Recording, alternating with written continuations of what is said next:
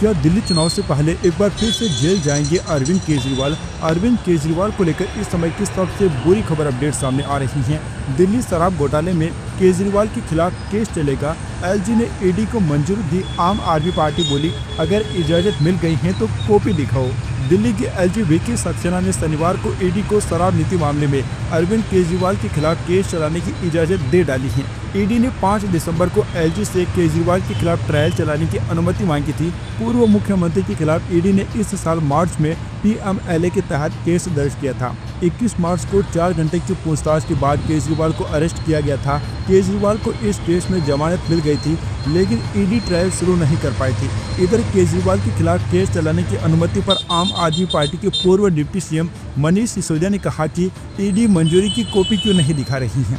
बाबा साहब के अपमान के मुद्दे से ध्यान भटकाने के लिए इन्हें जुमलेबाजी बंद कर देनी चाहिए। केजरीवाल ने आज शाम ही अंबेडकर स्कॉलरशिप योजना की शुरुआत की है। दोस्तों को बताना चाहेंगे कि ईडी ने ट्रायल कोर्ट में केजरीवाल के खिलाफ 7वीं चार्जशीट दायर की थी। ट्रायल कोर्ट ने 9 जुलाई को चार्जशीट पर संज्ञान लेते हुए कहा था कि केजरीवाल के खिलाफ केस चलाने के लिए पर्याप्त सबूत हैं। केजरीवाल के नवंबर में दिल्ली हाईकोर्ट में ईडी की 7वीं चार्जशीट पर संज्ञान लेने वाले ट्रायल कोर्ट के आदेश को रद्द करने की मांग की थी।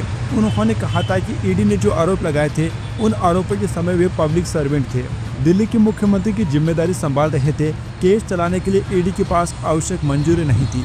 इसके बावजूद ट्रायल कोर्ट ने चार्जशीट पर एक्शन लिया। हाई कोर्ट से अरविंद केजरीवाल की मांग खारिज होने के बाद केजरीवाल सुप्रीम कोर्ट पहुंचे थे, जहां कोर्ट ने उनके हक में फैसला सुनाया था। सुप्रीम कोर्ट ने कहा कि केस चलाने के लिए सरकार की अनुमति जरूरी है। इसके बाद सुप्रीम कोर्ट ने 6 नवंबर को फैसला सुनाते हुए कहा था कि पब्लिक सर्वेंट पर सरकार की अनुमति के बिना मनी लॉन्ड्रिंग की धाराओं के तहत केस नहीं चलाया जा सकता है। यह नियम सीबीआई और स्टेट पुलिस पर भी लागू होगी। इसके बाद ईडी ने राज्यपाल से इजाजत मांगी। केजरीवाल को ईडी ने 21 मार्च को गिरफ्तार किया था। 10 दिन की पूछताछ के बाद 1 अप्रैल को उन्हें तिहाड़ जेल भेजा गया था।